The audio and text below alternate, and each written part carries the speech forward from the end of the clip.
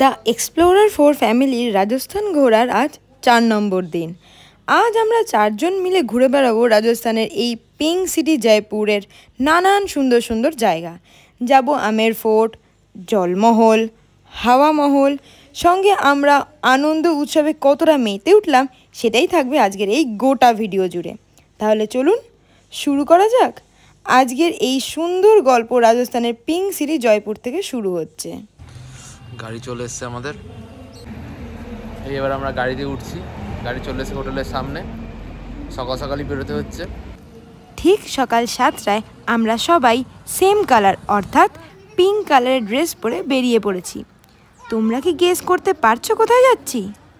আরে Jaipur the pink city, তাই জন্যই তো সবাই পিঙ্ক পরেছি। সকাল সকালে বেরিয়েছি কারণ আজমের থেকে জয়পুর যেতে 1.5 থেকে 2 ঘন্টা সময় লাগে, তাই যত তাড়াতাড়ি যাব তত তাড়াতাড়ি পুরো জয়পুরটা কভার করতে পারবো। আমরা যেই বাড়ি থেকে রওনা দিলাম আবার শুরু হয়ে গেল পাহাড় আর চারিদিকে আজমের শহরটাই চারিদিকে পাহাড়, এর মাঝখানেই যেদিকে দেখো সেদিকে পুরো পাহাড়ের মাঝখানে একটা শহর। যেদিকে যাও, যোধপুর যাও, জয়পুর যাও, তোমাকে আজমের হয়ে যেদিকেই তুমি যাবে তোমাকে পার এই শহরটাই হচ্ছে তাই। ওই জন্য দিনের বেলা টেম্পারেচারটা থেকে রাতে টেম্পারেচারটা ঠান্ডাটা একটু বেশি থাকে, কারণ পাহাড় ঘেরা বলে। আর সকালবেলা তো খুব ভালো ওয়েদার থাকে, ওই জন্য খুব ভালো লাগে। আমরা এখন চললাম, রওনা দিলাম, মানে অনেক কিছু দেখবো এই উদ্দেশ্য নিয়ে রওনা দিলাম। আমাদের এটা প্রথম আশা। তারপর সকালের এই শান্ত আর স্নিগ্ধ পরিবেশ দেখতে দেখতে গাড়ির ভিতর নাচ গান হই হুল্লোড় করতে করতে আমরা যাচ্ছিলাম জয়পুর।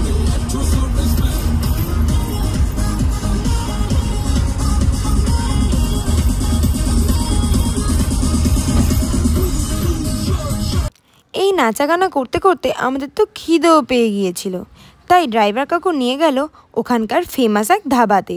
ওখানেই আমরা আমাদের ব্রেকফাস্টটা সারলাম।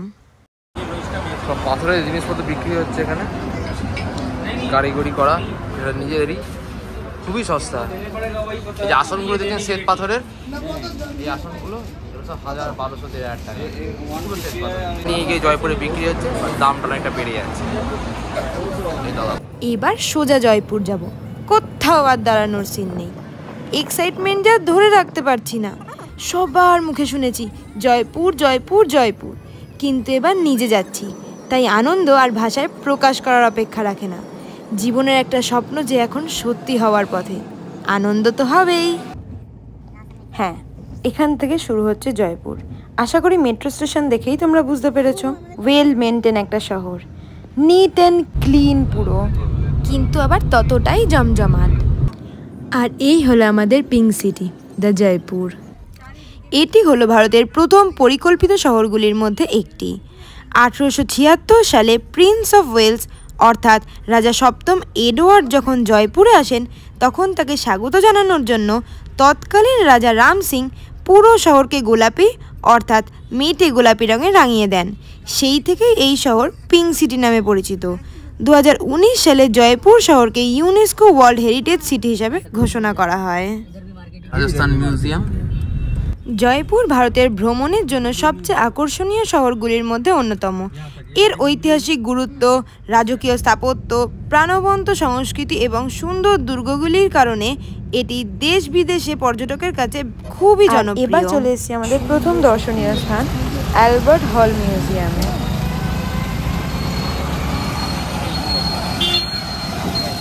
চলো অ্যালবার্ট হল মিউজিয়ামে এসছি এখন আমরা।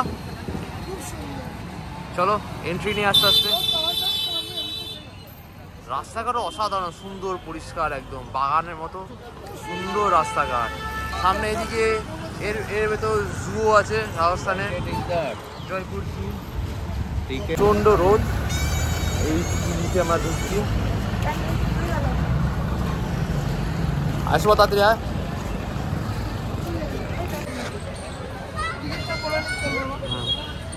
সব জায়গাতে এন্ট্রি ফিস লাগবে। অনেক দর্শনার্থী এসছে, অনেক স্কুল স্টুডেন্টও এসছে। এত সুন্দর একটা জায়গা তোমরা শুধু এভাবে দেখবে, তা কি করে হয় বলো? আমি একটু আমার মতো করে দেখাই। ওয়েলকাম টু অ্যালবার্ট হল মিউজিয়াম।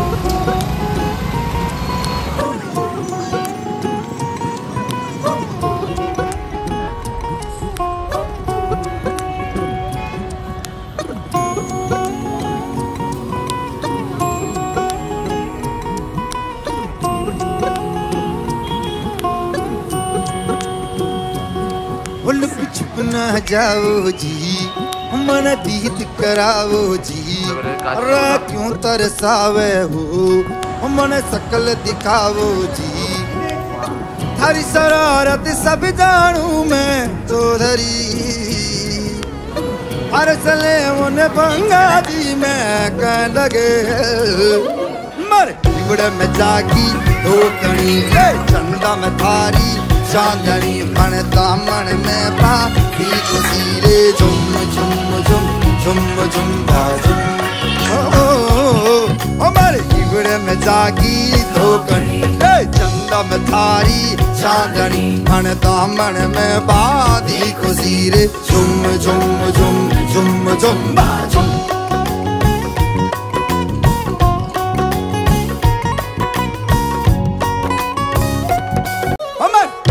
में जागी धोकनी चंदा में थारी चांदनी मन दामन में बाधी खुशी झुम झुम झुम झुम झुम झुम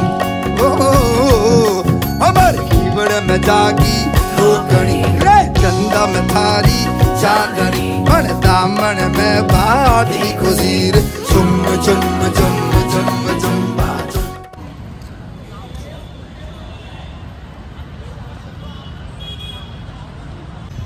যাচ্ছি মহলের ভেতর।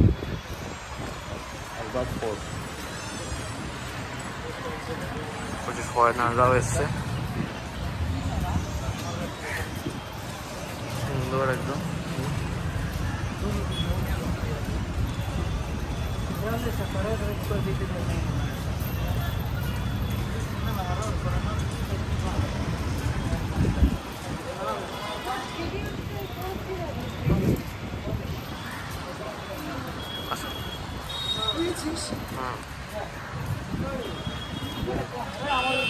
সুন্দর হয়েছে, সুন্দর একদম দেখতে। প্রচুর পায়রারাও বসছে। পুরো মার্বেলের কাজ আছে, সম্পূর্ণ মার্বেলের কাজ পুরোটা।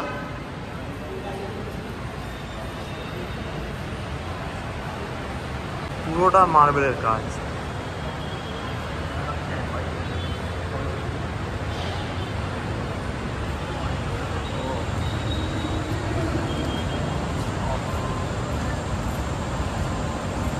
সেই জমানার কার্পেট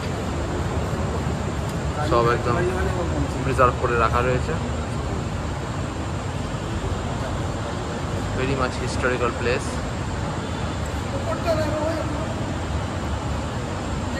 পুরো পাথরের কাজ। এগুলো সব ব্যালকনি এক একটা।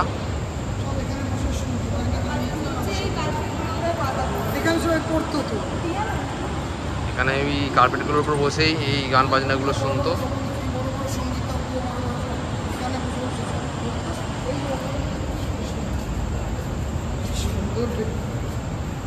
মার্বেলের কাজ থেকে শুরু করে সুন্দর একদম এগুলো।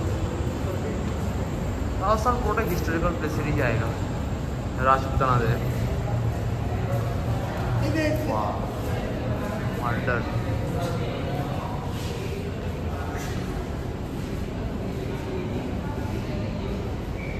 এই সমানার জিনিসপত্র।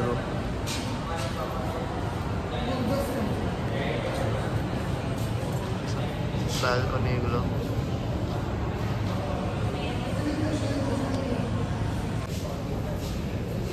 সেই সমানার জিনিসপত্রগুলো সব প্রিজার্ভ করে রাখা হয়, যেগুলোতে রাজা রাজপুতানা রাখেন।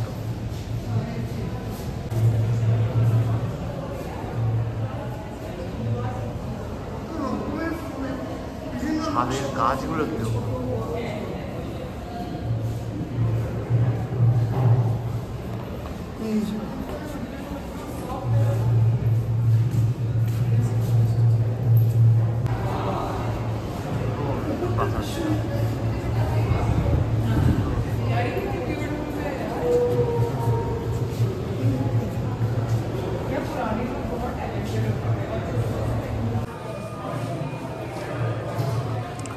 বিভিন্ন পাথরের কাজ করে জিনিসপত্র।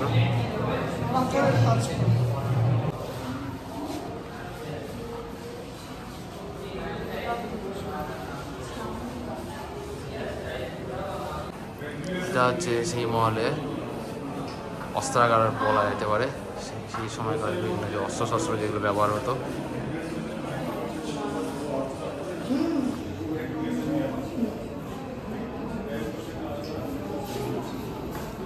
সব সেগুলো প্রিজার্ভ করে রাখা আছে, সেই সময়কার বিভিন্ন অস্ত্রশস্ত্র।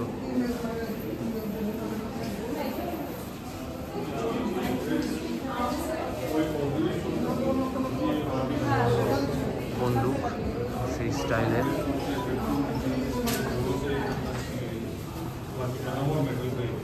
বস্ত্র যুদ্ধের,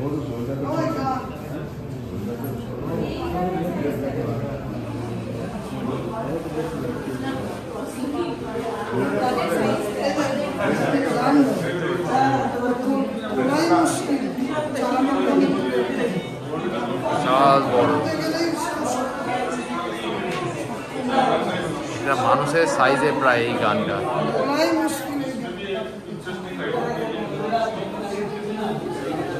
আমরা এই নিচটাই ছিলাম, উপর থেকে এই ভিউটা, ব্যালকনি ভিউ।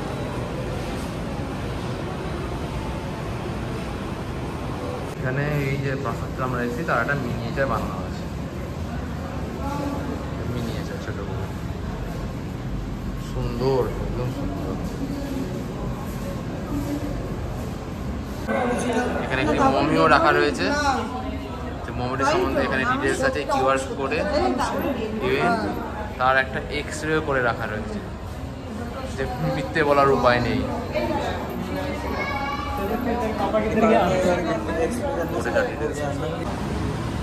এটা সেই সময়কার বাদ্যযন্ত্র, কি বিশাল বড় বড়। আর এটার পাশে দেখা যাবে যে তানপুরাটা কত বড়, কি বিশাল বড়। সঙ্গীতের অনেক কত চর্চা ছিল বলতো,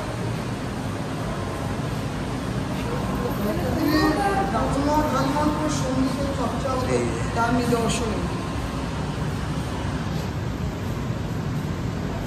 সেটা ধরনের মিউজিক ইনস্ট্রুমেন্টস। আর এবার আমরা যাচ্ছি রাজস্থানের অত্যন্ত ফেমাস একটি ভিজিটিং প্লেস যন্তর মন্তর। আর আমাদের যাওয়ার পথে পড়েছিল রাজস্থান মিউজিয়াম, যেটা এখনো ভিজিটার্সদের জন্য ওপেন না হওয়ায় আমরা ওটা দেখতে পারিনি। আরও একটা জিনিস না বললেই নয়, প্রতিদিন কত মানুষ রোজ ঘুরতে আসে এখানে, কিন্তু দেখো তাও রাস্তাঘাট কত পরিষ্কার। আর সেদিনকার ওয়েদারটাও আমরা পেয়েছিলাম ভীষণই মনোরম। এটা হলো যন্তর মন্তরের ওখানে টিকিট কাটার জায়গা। বাবা, এখানে তো শুধুই ফরেনার।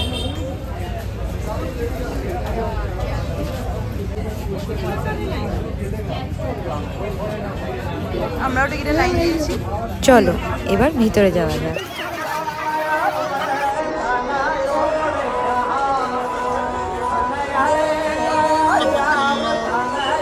ও হ্যাঁ, এই যে কেল্লাটা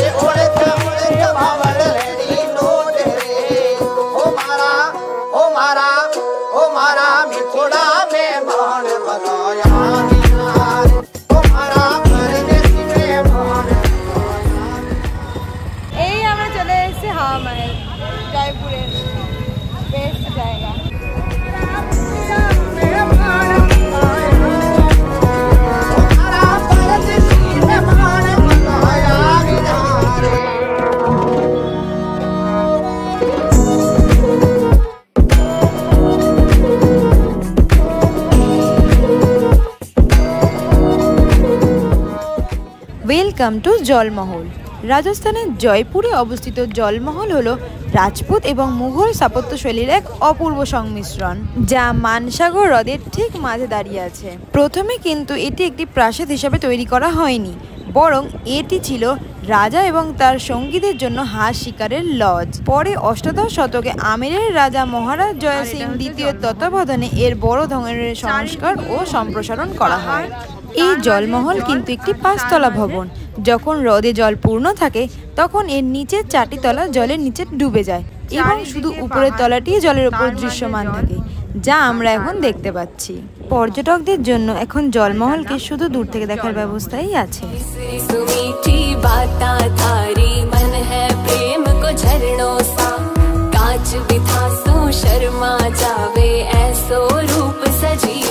बनी थारो चांद सरी सो मुखड़ो कोई नजर नहीं लग जाए, बनी थोड़ा हलवे हलवे चालो कोई मोच नहीं पड़ जाए, बनी थारो चांद सरी सो मुखड़ो कोई नजर नहीं लग जाए, बनी थोड़ा हलवे हलवे चालो कोई मोच नहीं पड़ जाए। জলমহল তো হলো, এবার আমরা যাচ্ছি আমের ফোর্ট। আমের ফোর্ট বা আমের দুর্গ ভারতের রাজস্থান রাজ্যের জয়পুর শহর থেকে প্রায় 11 কিলোমিটার দূরে আরাবল্লী পর্বতমালার চিল্কা টিলা নামক একটি উঁচু পাহাড়ের ওপর অবস্থিত। এটি মূলত রাজপুত স্থাপত্যের এক চমৎকার নিদর্শন, তবে এর নির্মাণ শৈলীতে মুঘল স্থাপত্যেরও প্রভাব দেখা যায়, যেটা আপনারা ফোর্টটা দেখলেই বুঝতে পারবেন। এটি ছিল কচ্ছওয়াত রাজপুত মহারাজা এবং তার পরিবারের প্রধান বাসস্থান। এই দুর্গটি ছিল রাজকীয় জীবনযাপন এবং প্রশাসনিক কার্যকলাপের প্রধান দুর্গ। আরাবল্লী পর্বতের উপরে অবস্থিত হওয়ায় এটি সামরিক দিক থেকেও সুরক্ষিত ছিল। শত্রুপক্ষের আক্রমণ থেকে রাজপরিবার ও রাজধানীকে রক্ষা করার জন্যই এটি তৈরি করা হয়েছিল। প্রায় 137 বছর ধরে বিভিন্ন রাজপুতদের অধীনে এই এত বড় ফোর্টটি তৈরি করা হয়। এটি শুধু বাসস্থানই ছিল না, এটি ছিল প্রশাসনের কেন্দ্র। মহারাজা এখান থেকে সমস্ত প্রশাসনিক, বিচার বিভাগীয় এবং সামরিক কাজ পরিচালনা করতেন এবং দুর্গটি খাড়া পাহাড়ের উপরে হওয়ায় শত্রুপক্ষের আক্রমণ থেকেও প্রাকৃতিকভাবে সুরক্ষিত ছিল। মোট কথা, আমের ফোর্ট নির্মাণ করা হয়েছিল সুরক্ষা, বাসস্থান, প্রশাসনিক কেন্দ্র এবং রাজবংশের গৌরব ও ঐশ্বর্য একযোগে প্রতিষ্ঠা করার জন্য। অনেকক্ষণ তো বাইরে থেকে দেখলে, চলো এবার ভেতর থেকে দেখা যাক। আর আমের ফোর্টে প্রবেশের সাথে সাথেই এই সুন্দর রাজস্থানী মিউজিক শোনারও সৌভাগ্য হয়েছিল আমাদের।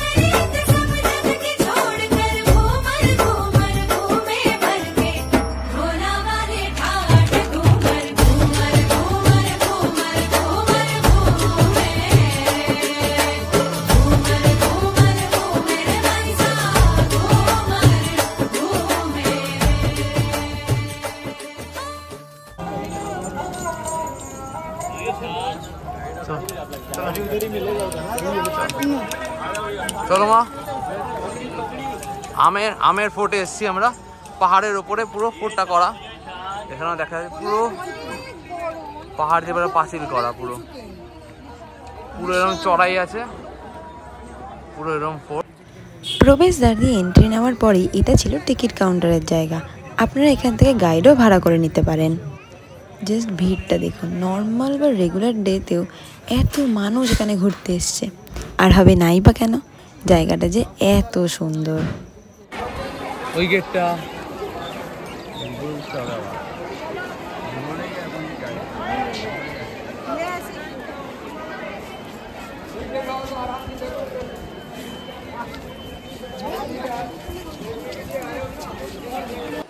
আর আপনারা এখন যে জায়গাটা দেখছেন এটি ছিল সেই রাজদরবারের বিচার ব্যবস্থার জায়গা। মানে এখানে বসেই রাজা তার সমস্ত সিদ্ধান্ত নিতেন। আর এখান থেকে তোমরা জাস্ট পাহাড়ের ভিউটা দেখো, চারিদিকে এই আরাবল্লী পর্বতের মাঝে এই এত বড় একটা প্রাসাদ।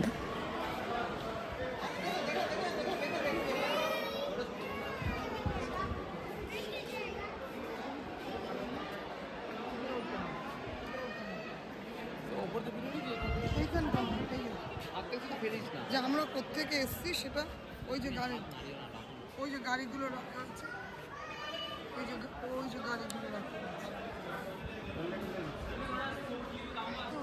আর এটি ছিল রাজার শখের বাগান।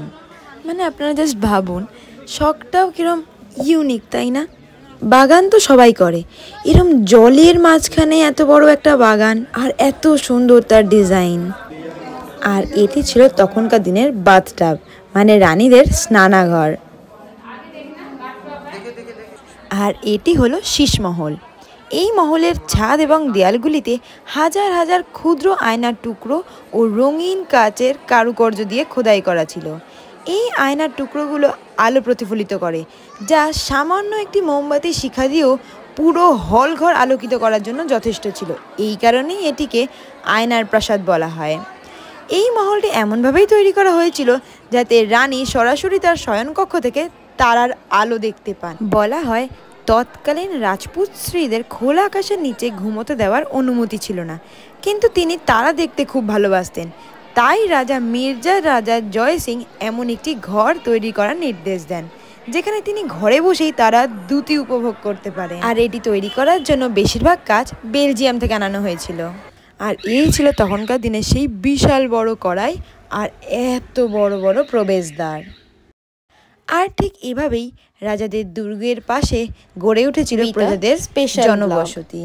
রাজস্থানের জয়পুর ভ্রমণের আমরা এখন প্রায় শেষের পথে, আর এখন আমাদের আবার আজমির ফেরার পালা। বিশ্বাস করো, জয়পুর ছেড়ে একদম যেতে ইচ্ছা করছিল না। শহরটা যেন এক মায়ায় বেঁধে নিয়েছিল আমাদের। এত সুন্দর একটা জায়গা, চারিদিকে এত রঙিন আলো, এত মানুষজন, সব কিছুই আমাদের খুব আকৃষ্ট করে তুলেছিল।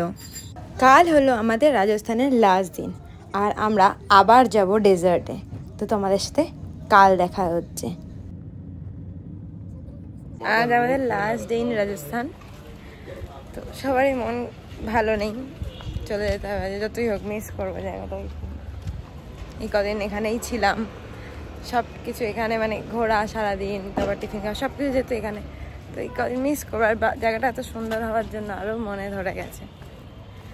তো আজকে সারাদিনটা কোনো প্ল্যান নেই, আজমেরেই থাকবো। যদি কোনো প্ল্যান হয় তো অবভিয়াসলি দেখতে পাবে, বাট সেরকম কোনো প্ল্যান নেই। এখানেই আশেপাশটা ঘুরবো, চকটা ঘুরবো। এই চকটা আমাদের খুব পছন্দের হয়ে গেছে, মানে আমরা সারাদিন এখানে এই চকটাই ঘুরতাম বলতে পারবো। এত দোকান, এত কিছু আছে, তাই জন্য এই চকটাই আমরা বেশি সময় ঘুরেছি। তো সেটাই ঘোরার ইচ্ছা আছে আবার। দেখা যাক কি হয় আজ সারাদিন। সকলের এখানে সবাই খায়, প্যাকিং করে নিয়েও যায় বাড়ির লোকেরা। যেখানে এসছি সেখানে কলকাতায় গিয়ে কলকাতার খাবারই খাবো। তাহলে আজকে ট্রেনে উঠে পড়বো, তাই খেয়ে নি ওদের খাবার খাবো। তো যেমনটা তোমরা শুনলে, আমাদের সেদিনকে রাজস্থানে অন্য কোথাও ঘোরার কোনো প্ল্যান ছিল না। আমরা সকালবেলা ঘুম থেকে উঠে টিফিন করতে বেরিয়েছিলাম, কিন্তু তারপরই আমরা এখন ডেরাসাপুরের উদ্দেশ্যে রওনা দিলাম। এর আগে একদিনকে করেছিলাম, শখ ছিল যে আজকে ভালো করে করবো। আমাদের রাত্রে এবার ট্রেন আছে, ওই জন্য আমরা টিফিন খেয়ে দিয়ে রওনা দিলাম। এই গাড়িটা আমাদের নিয়ে যাবে, তারপর সেখান থেকে আমরা উঠে হোক থার ওতে করে আমরা আসল জায়গা সেখানে পৌঁছাবো। দেখি সেটা কেমন হয়, কতখানি ভালো হয় সেটা তোমাদেরকে দেখে আস্তে আস্তে বলুন। এটা হচ্ছে অন্নসাগর হ্রদ, একদম পাহাড়ের মাঝখানে বসতি। সেখানে এত বড় ঝিল, পুরো পাহাড়ে ঘেরা, সবাই এখানে আসে ঘোরে। কত উঁচুতে বাড়ি ঘর, পুরো এত বড় লেক, বিশাল বড় অন্নসাগর লেক, বিশাল বড়, সুন্দর রাস্তাঘাট, একদম সুন্দর। তোমরা আগের ব্লগে দেখেছো আমরা এর আগেও একদিন রাতে ডেজার্ট সাফারি করি। ডেজার্ট জিনিসটাই আমাদের নর্মাল সাধারণ মানুষদের কাছে স্বপ্ন, তাই সেটা রাতে এক্সপিরিয়েন্স করলেও আমাদের সকালে যাওয়ারও খুব ইচ্ছে ছিল। মরুভূমি, উট, এগুলো একটি সাধারণ মানুষের কাছে শুধুমাত্র একটি স্থান বা প্রাণী নয়, বরং এটি হলো এক কাল্পনিক অভিযান এবং সহনশীলতার প্রতীক, যা বহুদিনের স্বপ্নের মতো। বলতে পারো কল্পনার জগৎ থেকে একদম বাস্তবে পদার্পণ করতে চলেছি আমরা। মরুভূমির ছবি আমরা ছোটবেলা থেকেই গল্প, সিনেমা বা বইতে দেখে এসেছি, যেখানে শুধু ধুধু বালি আর সীমাহীন দিগন্ত। এটি এমন এক পরিবেশ যা আমাদের সাধারণ শহুরে জীবন থেকে সম্পূর্ণ বিপরীত। এই অজানা রহস্যময় পরিবেশে পা রাখাটাই আমাদের এক সাধারণ মানুষের কাছে স্বপ্নের মতো। আমরা সবাই জানি উটকে বলা হয় মরুভূমির জাহাজ। উট চরম প্রতিকূলতা থাকা সত্ত্বেও টিকে থাকার প্রতীক। এটি মানুষকে শেখায় যে জীবনের কঠিন সময়েও ধৈর্য ধরে এবং অবিচলভাবে এগিয়ে যাওয়া যায়। এবার এই সোনার মতো মরুভূমিকে আমরা একটু গানের সাথে এনজয় করি। अपने ही रंग में मुझको रंग दे, धीमे धीमे रंग में मुझको रंग दे, सौंधे सौंधे रंग में मुझको रंग दे, रंग देना रंग देना रंग देना। अपने ही रंग में मुझको रंग दे, धीमे धीमे रंग में मुझको रंग दे, सौंधे सौंधे रंग में मुझको रंग दे, रंग देना रंग देना रंग देना।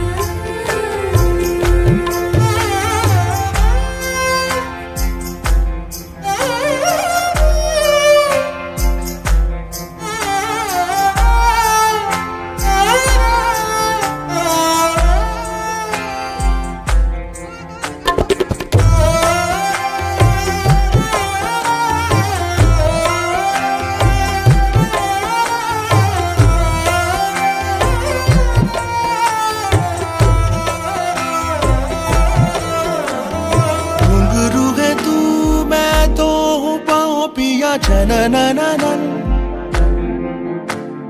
पीपल तू, मैं तो हूँ छाँव पिया तभी हूँ मगन। नैनों में बस छब तेरी लहराए, झलके छलके छलके रे, बरसे हल्के हल्के अपने ही रंग में। अपने ही रंग में मुझको रंग दे, धीमे धीमे रंग। ফেরার পথে আমরা এইখানে একটু দাঁড়িয়েছিলাম। এটা একটা ক্যাফে বা ভিউ পয়েন্টও বলতে পারো। এখান দিয়ে পুরো আজমির শহরটায় কি সুন্দর দেখা যাচ্ছে। আর ওই যে আনসাগার লেক, সত্যি বলছি কি যে ভালো লাগছিল এটা দেখতে, বলে বোঝানো যাবে না। রাজস্থান জায়গাটাই খুব সুন্দর, তার মধ্যেই আজমির শহরটা খুবই ভালো। যারা আসনি আমি রিকোয়েস্ট করব একবার এসে ঘুরে যাওয়ার জন্য। কথা দিচ্ছি জয়পুর যতটা ভালো লাগবে আজমির ততটাই ভালো লাগবে। এই আমরা এখন চলে এসেছি খেতে। দেখলেই তো ডেজার্টে গেছিলাম, এই যে টিভি চলছে এটা দেখার জন্য আমি এদিকে বসছি আর কি। যাই হোক, তো আমরা ডেজার্ট সাফারি করার পর এবার খুব খিদে লেগেছে, খুব। এখন দুপুরে লাঞ্চটা করতে একটু দেরি হয়ে গেল বলতে পারো, বাট হ্যাঁ লাঞ্চটা এখনই করবো আমরা।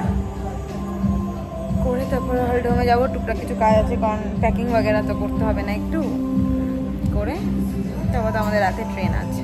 তারপর একটু চকটা ঘুরবো বিকেলবেলা। তোমাদের বলেছিলাম যে আজকে কোনো প্ল্যান নেই, ঠিক প্ল্যান তো ছিল না আমাদের, কিন্তু তারপর ভাবলাম যে ডেজার্টে সেদিনকে রাত্রিবেলা যাওয়াতে ফেরার সময় সেভাবে খুব একটা কিছু দেখতে পাইনি। মানে ফেরার সময়, যাওয়ার সময় দেখতে পেয়েছিলাম কিন্তু ফেরার সময় সেভাবে উপভোগ করতে পারিনি। মানে ফিল হলেও আই সুদিং হয়নি। ভাবলাম আরেকবার যাওয়া যাক। এবার তোমরা দেখতে হবে কত ভালো করে দেখেছি। আর ওই রকম যা জার্নি হলো, তারপর এখন না খেলে হবে না, তাই আমাদের হোটেল খাবার এখানে চলে এসেছি। চলো খাবার পর একটু ফলের রস খাওয়া যাক।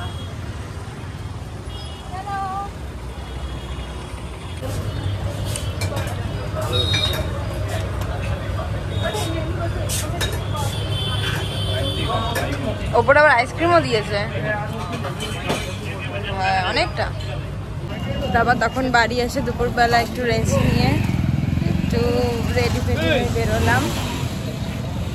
মনটা খুবই দুঃখ লাগছে কারণ একটু পরেই আমরা স্টেশনের উদ্দেশ্যে বেরিয়ে যাবো ডিনার করে। চাও রেডি আমাদের, এই বাবা চা নিচ্ছে। হ্যাঁ এই চাটা নিয়ে যাও। হ্যাঁ তো যেটা বললাম, তো এখন রুমে যাবো। ও তো থেকে যাবে, আমাদের সি অফ করতে যাবে ট্রেনে, আমরা এখন যাবো। এরপরে আর এই রাস্তা এই চকটা আর এই রাস্তা আর তোমাদের দেখাবো আর দেখাতে পারবো না, আজকেই লাস্ট। আজকে যাওয়ার পথে তোমাদের দেখিয়ে দিচ্ছি। যদি আবার কোনো সময় রাজস্থানে আসি, আজমিরে আসি, তাহলে আবার দেখাবো। চলো now it's time for the final outro. ট্রেনে উঠে পড়েছি, এবার আর কোনো ক্লিপ হবে না, এটাই লাস্ট অ্যান্ড ফাইনাল। তো আমাদের রাজস্থান ট্যুর এখানেই কমপ্লিট হলো। আমাদের সবার খুব ভালো লেগেছে। 2 টায়ারের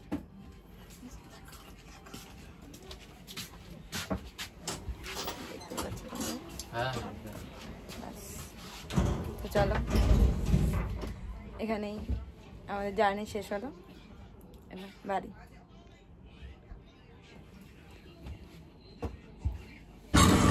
তারপর এটা ছিল আমাদের শোয়ার জায়গা, মানে এই যে উপরটা দেখছো এটা হচ্ছে আমার,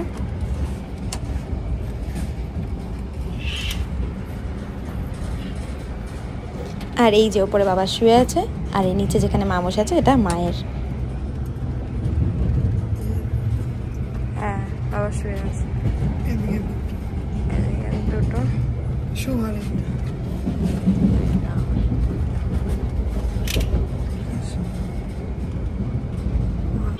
স্টেশন থেকে নেমে আমরা আবার উবের ধরে আমরা রওনা দিলাম আমাদের বাড়ির পথে। So back to our normal days. ব্লগটা আপাতত এখানেই শেষ করছি, দেখা হচ্ছে তোমাদের সাথে নতুন কোনো ব্লগ নিয়ে। রাধে রাধে।